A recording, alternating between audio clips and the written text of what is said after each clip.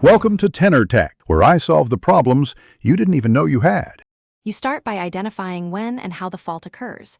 Open Event Viewer and note event ID and timestamp because you need precise context.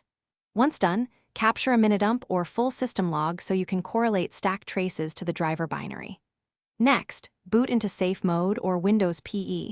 You need administrative rights to examine driver files and disable services. These steps let you act safely, avoid further unloads, and prepare for targeted fixes without guessing. You now analyze the driver to find why it unloaded while IRPs remained. Attach WinDBG load symbols, then run !analyze-v and examine the stack.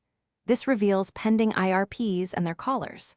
Once you see the driver object, use !drvobj and !erp to inspect queued operations and reference counts, because stranded IRPs indicate cancellation was missed. Make sure to map the driver binary to the symbol server and confirm module version, so your next changes target the right build.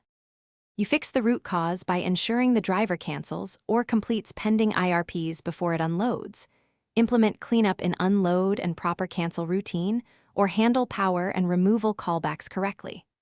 Once done, rebuild and sign the driver, deploy to a test machine, and stress test while watching Event Viewer for recurrence. If things go wrong, enable Driver Verifier with targeted settings and capture fresh dumps. This tip forces the bug to surface and gives you the traces needed to finish the fix. Thanks for watching. Subscribe to keep your life in tune.